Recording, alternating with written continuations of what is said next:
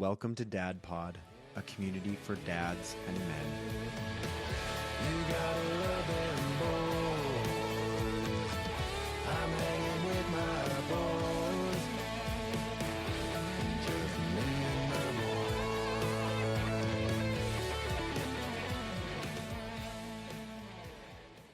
Welcome, everybody, to today's episode of Dad Pod. Excited to bring this episode to you guys as we're going to talk about, since the Olympics just finished, we're going to be watching a cool Olympic story, a really cool inspirational story about a father and a son. And we'll watch the video here. It's a 2.5-minute video, but excited to bring that to you guys nonetheless. For those that are listening and not on YouTube, you can probably skip past that. I'll make a chapter for it. But if you have a chance, it's Derek Redmond's story of when he gets injured in his race in track and field. And so for those of you that have a chance to watch that, please do. And you've probably already seen it, but we're just going to be covering that here. And so I'm joined by my dad and co-host. Thanks Good to for letting me finally come back. be doing this again after after the past couple weeks. Yep, sorry, I've been out for a bit, so I'm glad to be back. Thanks, Clay. Yep. Yeah. So here's what we're gonna do. We're gonna start by watching the clip, and then we'll bring on our comments afterwards. So let's bring this up here.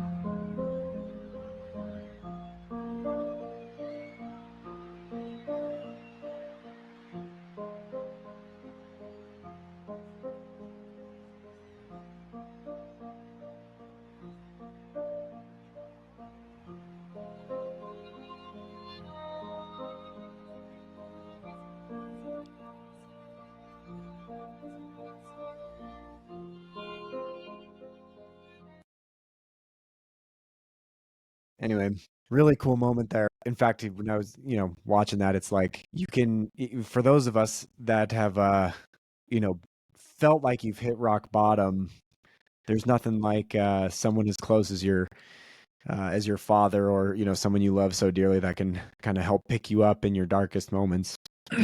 Well, I would just say let's set the scene a little bit, because I gotta believe he was one of the favorites, because they put the best timed In the middle. athletes in the middle of the track, right? So, and as he was starting off, he was in that spot and prepared. So think about all the time and effort he put into that preparation.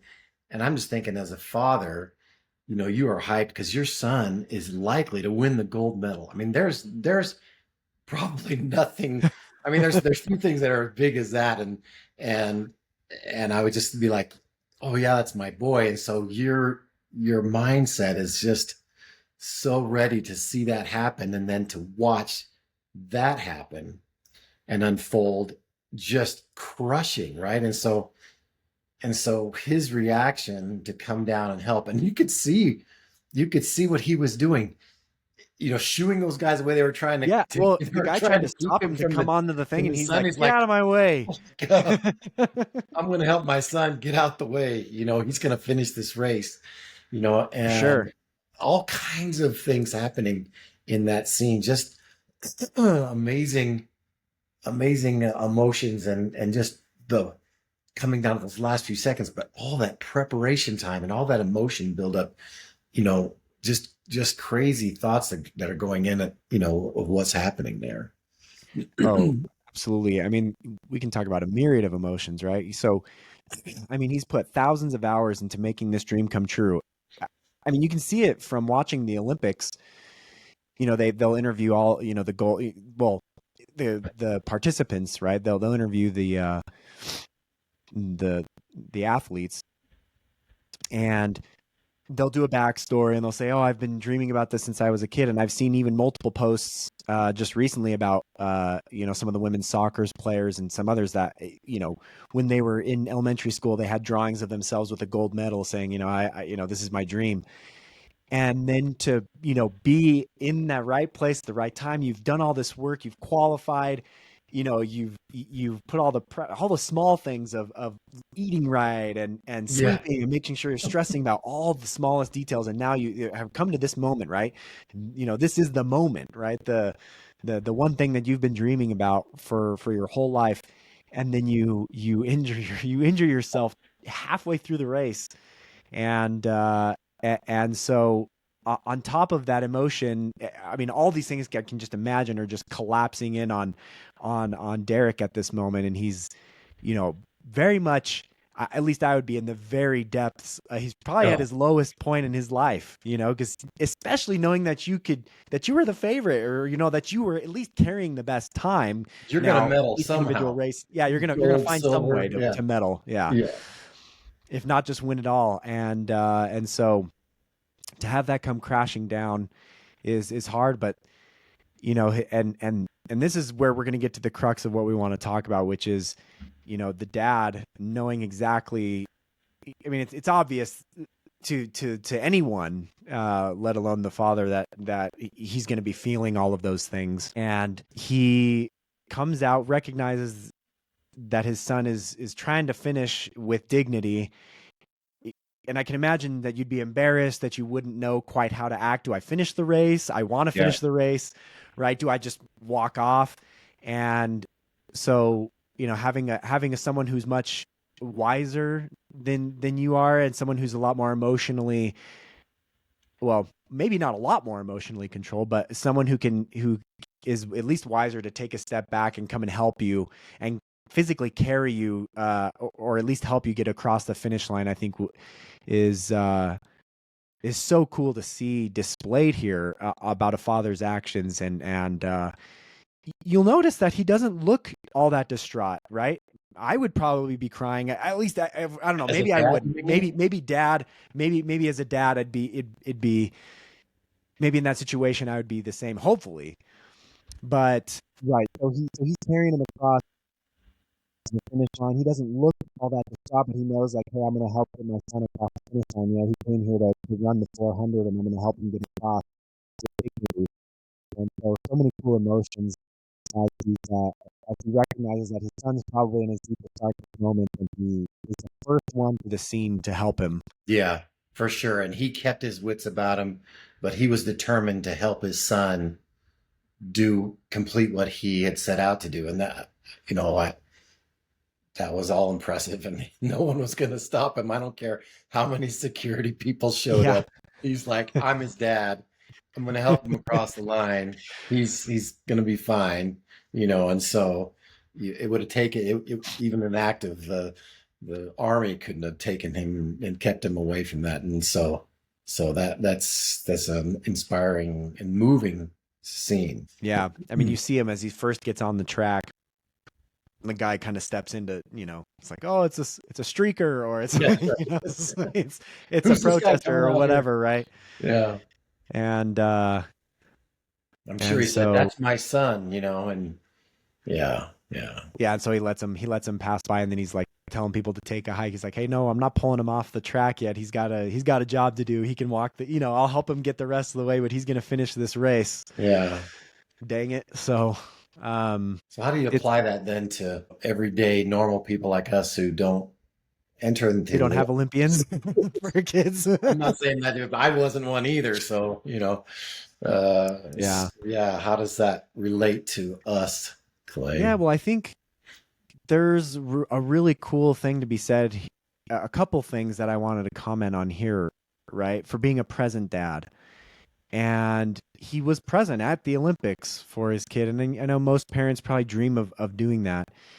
But a lot of dads, I imagine that there have been a few Olympians, at least a few, that didn't have present dads that would have probably liked to have them there. So kudos to this dad for not only showing up to the Olympics, but recognizing that his son needed help and stepped in and helped him finish with dignity, and especially during the one of his deepest darkest moments. And so I think a key lesson there is just all the back work he did be at the Olympics, whether he took PTO to be there and or work enough to be there. I think is a lot can be said. It could be said for that, and he much of that probably came from his funding to help him in his track.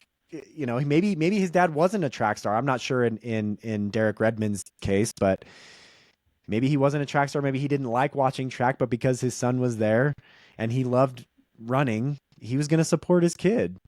Well, and I think Both that's both another both financially, yeah. emotionally present with him. I imagine he had many a hard track meet where he wasn't the fastest kid growing up, and he. I imagine there was a lot of back and forth, taking him to practice, being there with the late nights coachings, helping him through more hard times as he, forged the Olympic athlete that he was. Well, yeah, and I think you've hit on something there too, Clay, because I think for me it's like, oh yeah, my son's in the Olympics. Okay, I'm probably going to be there. That's something I'm probably not going to For miss. sure. Yeah, it's like a plan, right? But for most of us, the events that our kids participate in are probably not going to be as awesome as that, right? And so the real challenge and the real being present reward goes to those parents that are going to be present even in things that they may not like their kid participating in. And so for us, I liked the traditional sports, football, basketball, baseball, volleyball, whatever. But our kids didn't participate in those sports. They liked soccer, they liked track, they did those things. I'm like, what? But that's what they liked. And so my wife and I, we said, okay, well, we're going to coach soccer. We're going to referee soccer. We're going to be there. And because we enjoyed watching them enjoy themselves. And so if that's what they found pleasure and enjoy, and it also helped us find joy. And so we were going to do whatever it was to help them have fun or to enjoy that sport, as painful as reffing soccer was, or coaching soccer. Now we didn't coach at a high level because we only knew a little bit, but we studied and we took the test to be able to referee and had to do all those things to participate. But our kids enjoyed it, and so we enjoyed their enjoyment, and so I think that's coming to know your children, and the things that they like. So, for example, I'll use another example, if that's okay, Clay. It's like when you Yeah. guys participate or watch SpongeBob, I'll use that as an example. It's like when I first watched it, it's like, what is this show? But I would sit through and watch the show because that's what you were doing. And I wanted to be there with you in the things you enjoyed. Now, I'm going to confess some of those episodes are pretty funny, but, but, Of course they are. That show is fantastic, at least the old ones. so- but anyway, it's just and I wasn't perfect by any stretch. I'm not trying to say that at all, but I took enjoyment out of being there with when you were enjoying things and your siblings Yeah. too. So Yeah, that's for sure. I and I'm excited for that moment. Our kids are my kids are really young. I have a 4-year-old, a 2-year-old, and almost 1-year-old now, and it's interesting because I'm excited for them to start exploring, and they're exploring a lot of things, right? He's in piano, he's doing soccer, he's picking up things from the violin, he likes the drums, right? So I mean, a lot of these are heavily musical because it's all things that can be done right here. But Simon and I are playing basketball and soccer. And specifically with soccer, I'll give this example on kind of the opposite end, where being a present dad is about knowing your kids' limits, and that's what this showcased really well. Obviously, it's a little easier to see his limits because his physical limits, because he injured himself. So it's okay. Well, he's not going to be able to run the 400 normally. yeah. So I'm going to take this to the other end, when when they can give more and knowing how to challenge them more. And I'll just give this example of just this last Saturday, I took Simon to his final arc of last week of soccer that he was going to have for the season. And it's hot out here. It's not as hot as it was in Southern California where we're from this last Saturday, but it was still warm. I mean, it was still hot, and Simon was kind of lounging around, and he would keep running from off of his little dot where they're supposed to stand, and to come over and tell me like, "Is soccer done yet? It's really hot out here," and I'm like, "Yes, I know it's hot, Simon, but you got to keep pushing through." And you can sense when it's like, okay, they're at their limits or they're not at their limits. Now, again, I'm not saying this is some really cool thing that I did or I'm really all that awesome, but I do see parents at in this case where they, and each person parents differently. So it's not for me to judge, but I know that at least for myself, that I can push my child to do a little bit more when I sense that they have more, and to follow that instinct, right? Because if I'm a present dad, which I believe I am, I'll know their limits. And Simon wasn't even close to his limit. And, giving him a little nudge and finding out how to motivate him in the right way, he ended up finishing and having a blast. They got a medal, and he loves that. He's like, Yeah. "Hey, I got a cool orange medal." And so we finished that up, and then we talked about how proud of him I was that even though he didn't want to finish, or that it was too hot or what he said was really hot, he decided to push through anyway, and he now feels really proud of that accomplishment. And whether or not he did certain skill sets or learned certain things, the thing from the physical skills of soccer, the thing that I think helped most in his learning there was just how to push through when you have more to give. And so coming to the second point I wanted to highlight there, kind of transitioning into that second point, was because we are present dads and working hard to understand and getting to know your children. That's just not passively going to happen. If you just sit around, you're not just going to passively learn. It's just like with any relationship, you have to put something in order to understand them and get to know who they are. And so with that, you get to know their limits and get to know when they really are in trouble versus when they can give more. And it helps you be a better help to them in those times, knowing when to back off and let them struggle versus stepping in and knowing that they're at the limit of their capabilities. Yeah, and I think that's right, Clay. And as we are there and we are present, we will come to know their strengths and their weaknesses, what they Yep. need to work on, what they excel at, and I it's my feeling, and this is how I entered in it when I knew we were going to have children, is that I've now committed myself to put my all in to help my children become their best selves. And so that requires me to sacrifice. It's no Yep. longer about me.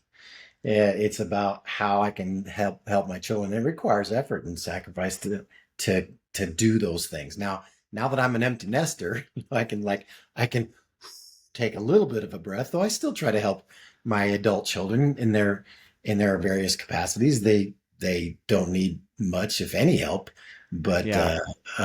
it's I enjoy still that inner reaction and be able to offer sound advice if I can in different situations. But it's not quite as intense, certainly, as when they were growing up. That's how I see that as my job.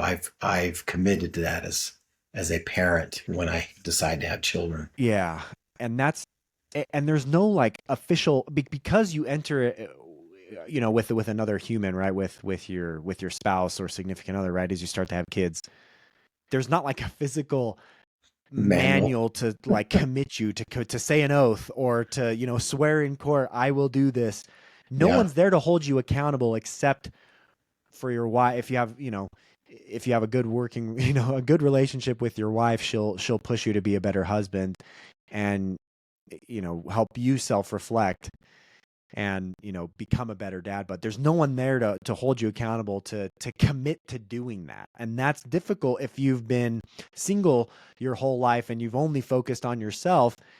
It's hard to, unless you've had someone really counsel you, or unless you were ahead of the game, to say, look, you've committed to fatherhood, which means you sacrifice and you put everything else on the back burner. That means all the comforts and all the that you once knew take a back seat to, this child's growth and becoming, helping them grow to see their max potential. Well, and I'm going to say that with that hard work and effort, there's so much satisfaction, and I try to avoid the word pride because that's not necessarily a good word, Yeah. but the feeling that when you see your children grow up and become solid citizens, wow, that is a matter of love and joy. I'll say joy. That's because that's what it is. Yeah. That you've been a part of that, and hopefully a good part of it. Oh, absolutely. Yeah. But, those things that are most rewarding are those that are most fought for. I mean, the Olympics firsthand, I mean, we just saw them. These guys work their tails off. And many of them, I don't understand. Maybe somebody knows this, but some of these sports, I'm like, these can't be high paying sports. How can they afford to continue to practice like this? Surely, I don't know of a market for, you know, the rowers. I don't know what that Oh yeah. event is called. That's going to make me sound really ignorant, but I'm just, yeah. Anyway, they put countless hours in and tons of sacrifice of time and effort, and they're rewarded with, gold medals and hopefully world records, right, as there many are striving for, and becoming the best of all time, right? So those are some of the most rewarding things where they can leave their legacy behind, Yeah. right? And that's what fatherhood is. I want to be the goat that my kids have. And I don't know if you finished Can't Hurt Me, Dad, by I did. Goggins I yet. finished it. If you finish that, then this is the perfect segue into that, right? Yeah. Not just for he talks about how he wants to surprise even God. Well, the same can be said for your kids. I want to be the greatest of all time on my kids checklist that I can be, right? And I want that proverbial gold medal, right? And Yeah. that requires sacrifice and being present and being there for your kids and putting effort into that relationship, because it's not just passively going to happen. And Well, and that's I so have to hard. say And I'm too. Yeah. preaching mostly to myself, right? This isn't like, hey, Clay's preaching from his high horse. No, I'm going to No. say that I'm going to call you out a little bit in a good way, though, Clay, because I've been impressed because I think you're doing it a little, maybe a lot better than I did, but you're thinking about it in that process because it's so easy to be frustrated and lose your temper or lose your patience in the moment when it's happening, right? When your children are just out of control or they're spilling something or they're tearing something up or, and not to lose your mind and just want to get angry with them, but to or control figure the out, outcome. Yeah, yeah, or control the outcome, which you yeah, like, can't, right? I oh mean, just man, they're spilling. Oh man, why are they spilling the egg, dude? They're just experimenting, and yes, it takes every bit ounce of effort to because your first instinct, that when it's your first instinct, it takes so much control. Yeah, emotional control, or at least control, yeah, self-awareness, I think, is more, because it begins with self-awareness, self-awareness, and then yeah. and then you have to practice Or even your response to situational that. awareness, right? Because Yeah. you just lose it, right? Or you just your mind goes in the wrong place instead of staying in your brain, right? Right, And but again, so, that comes back to the whole comfort thing, right? It's yeah, because of my emotional need to feel like I or my emotional need to not want to clean up the mess. I can save myself an additional 5 minutes of cleanup, or an additional 10 minutes of this, or the wall now needs to be cleaned because they were decided to take a crayon or whatever, right? It's right. okay. That is the small part of fatherhood, though. That's like the because it's like small everyday things like that. Those are the big things that matter to how, if you react that way, your kids are going to react that Oh, for way, sure. and that's going to carry over. And so, but again, those are those small sacrifices that, if you're present in those moments, can help kind of forge your character for not only forge your character, but for your kids as well, so that you leave your legacy behind, and that's how you become the GOAT of fatherhood. You win the Olympic gold for that event for your kids, right? Yeah. And I'll just share an example of what I've seen in your own household. And I'm sure other parents do this and whatnot. I'm going to say that mom and I were not great at this, but I've seen Amanda, and you allowing the kids to help in the kitchen, for example, like, oh, we're going to make cookies. And so you do this part, you do this part, and then we'll do this together. And it's all I can see is there's a mess, The but the kids are flour goes loving it, right? everywhere, And the they're eggs learning spilling, and I'm something. like, Yes, cha-ching, cha-ching, there goes a egg. but Eggs aren't but so inexpensive. many things are happening here. Great memories are being created. You're doing stuff together. They're learning something, and so that really takes awareness and discipline and presence, and Yep. I just think that's awesome for people who think about that and do that, right? Yep. And It's yard work or washing the car or whatever it might be. I don't know. involve the kids in it. Yeah. Yeah. And again, I'm going to reiterate, it's not because I'm trying to preach from my high horse. When I do things on here, it's because I'm trying to say that to myself as a reminder. Okay, hold yourself to a higher standard. And this is why I was going to tell you, Dad. I think about it all the time, because I started the podcast, and because I'm trying to hold myself to a higher standard. Yeah. And that's my goal. So not that I am innately some amazing dad that knows exactly what to do and has everything figured out, because I don't. I'm None just of us trying do. things, and it's and things that seem to work out. Hopefully we'll document it for you here as we continue to cover more topics, but that's really how I wanted to tie it back to that topic was,